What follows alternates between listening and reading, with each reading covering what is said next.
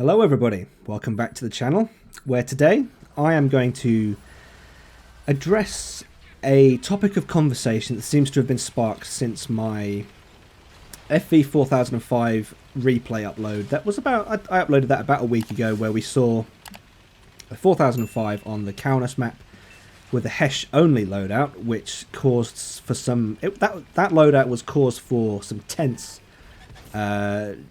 for a tense game. You know, there were moments where Hesh rolls were lower than they should have been, or well, not what they could have been, and that led to some tense gameplay and a good replay. But that video has led to several people asking in various places, mostly, well, some of it's been on stream, about why I said I didn't think the 4005 was overpowered. So I thought I would make a video on this topic where we actually, you know, I talk about this and I provide you with my opinion on this whole thing. So here we go.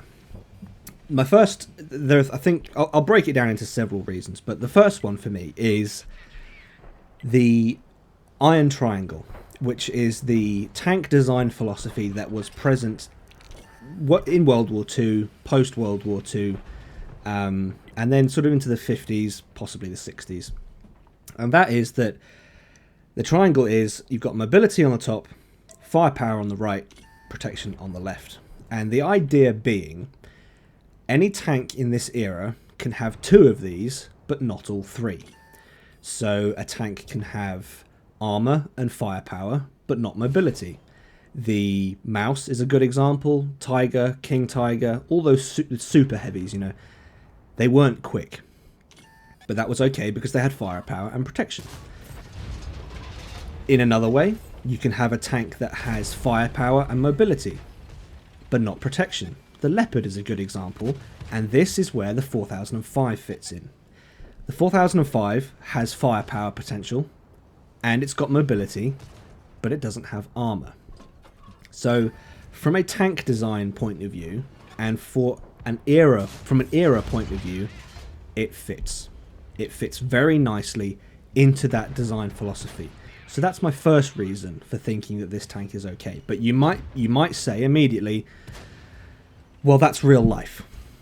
So yeah, fine, that's real life, but this is a game. We're playing a game. It's not exactly real life. All right, okay, well, we'll address that as well. So we've got firepower and we've got mobility.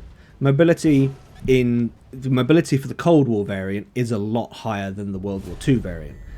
And I think that's needed because, you know, Cold War is in era 1 anyway. It's faster, it's slightly faster than World War II. So it's needed just to meet the baseline. So that's the mobility. Firepower. Yes. The 4005 does have massive potential. The same way that artillery used to have, or maybe it still does, I'm not actually sure. You know, the artillery and the 4005 on paper have massive potential with their guns. But where this doesn't always match up with the gameplay is, sometimes in order to get a shot off in the 4005, you've got to expose your turret, and you've got to wait for the aim circle to shrink, and you've got to pull the trigger and hope that your shot actually hits the target you're aiming at. Now, if the target is close, which this 268, am I getting that the wrong way around? No, it's 268, yeah. This 268 is very, very close, so the shot's going to hit. You don't really have to worry about aiming. So it's a bit of a shotgun. But when you're playing at range, you do have to kind of just hope for the best. You've got to pull the trigger and hope that your shot hits. And that's a little bit like artillery. On paper, it can look ridiculously overpowered. But the reality of getting into the game is a little bit different. It's not always exactly what you'd expect or what you would hope. Anyway. So there's the gun balancing side of it. Just because you've got this potential doesn't mean that the potential is always going to be seen in game. Now, the third and biggest reason for me on why I don't think this thing is overpowered is because I think the game needs this. I think the game needs the 4005. Why? Well, it's more of a I guess a principle rather than a game mechanic reason, really. In order for us to enjoy the game, it needs to be a challenge. And if every engagement was the same, you would eventually get bored. The 4005 provides a change. It provides something different. It provides us with the opportunity to play differently, to think differently, load a different type of ammunition, for example. And why do I say that? Well, as soon as you realise that the way to beat this thing is to fire high explosive or HESH at its turret, that changes the whole game. If you see a 4005 off in the distance or one close to you, put high explosive in and specifically aim for the turret. And this is one of the reasons why one of the biggest threats to a 4005, believe it or not, is the FV101. If a good FV101 driver can connect the shots with that high explosive gun, you will wreck this thing. You will absolutely wreck it. And then, well, you then might say, well, what if I'm not in the 101? Okay, alright, if you're not in the 101, it's about playing sensibly. It's about having that challenge. It's about saying, okay, that's a 4005. Yes, it has a massive gun. Yes, it has the potential to do massive damage to me. But if I play it right, if I load the right ammunition, if I peek corners the right way, if I stay hull down the right way, if I pull backwards and forwards to try and trick him into firing, I can I can make this engagement work to my advantage. I can make this work for me. And I think that's exactly what this game needs. The game needs this. The game does not need wargaming to continually edit things, tweak things to provide people with crutches. I personally think that that's exactly what's happened with artillery. You know, the whole pre-warning thing with artillery, I think that is such a crutch for players in World War II. I'm shocked that that's been added to the game personally, because we don't need that. We do not need mechanics in the game that, well, they're crutches, aren't they? It's the kind of, oh, they're there. You didn't like what happened, so here we go. We'll make it easier for you. Like, no, don't make it easier for me. I don't, because that, yeah, it might be beneficial short term, but long term, it's awful. It's terrible long term.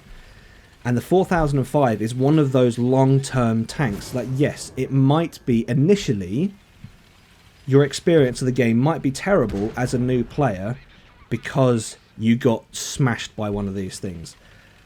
But long term, that provides you with a challenge. It says, all right, I'm not just going to load all armor piercing. I'm going to now load some high explosive. I'm going to put 7 high explosive shells in just in case I meet one of these things.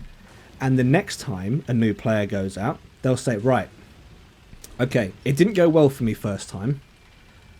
The way I played first time was a mistake. Second time, I can do something to try and change that. And second time you might go out and you'll get 1 high explosive shot into this thing, and then you'll get blatted. Alright, okay. You didn't play quite as sensibly as you could, but at least you got a shot off.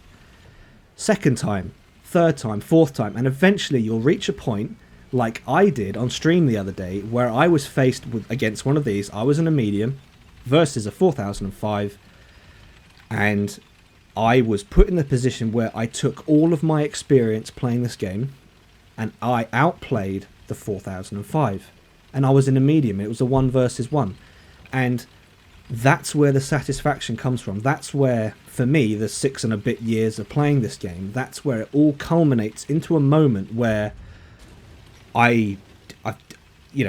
satisfaction, gameplay satisfaction, and for me it was so satisfying to win that engagement that I'm talking about it now. It happened probably 4 or 5 days ago. But for me, in my head, it's like, I'll remember that. I'll remember that because that's the culmination of years of learning, of experience, knowledge, putting it all together and putting it into practice and then being, okay, there we go. And yeah, for me, the 4005, there have been moments for me in this game where, yeah, I made mistakes and I got absolutely blattered by this thing. But it comes down to a personal choice, doesn't it? It comes down to whether or not I'm going to sit there and cry and whinge about it and say, oh, it's overpowered, I don't like it. Like, no. Learn from other people. And that's exactly why I'm making this video. It's because I'm going to provide people with the knowledge that if you fire high explosive or HESH at the turret, that's how you beat it. That's how you beat these things. And the game needs this. The game needs this because it's healthy. You know, a knife does not get sharpened unless it's put against a grindstone. Like, yes, that experience can be painful, but do it for long enough, and the end result is a sharpened blade that is precise and can be used for precision cuts. And that's exactly what you can do in this game. Yeah, the experience over a series of months might be painful, but you can learn from it and you can reach a point where when you do face a 4005, you've got the knowledge, you've got the experience, your blade has been sharpened enough for you to face the challenge and beat it. And that is where the satisfaction comes from.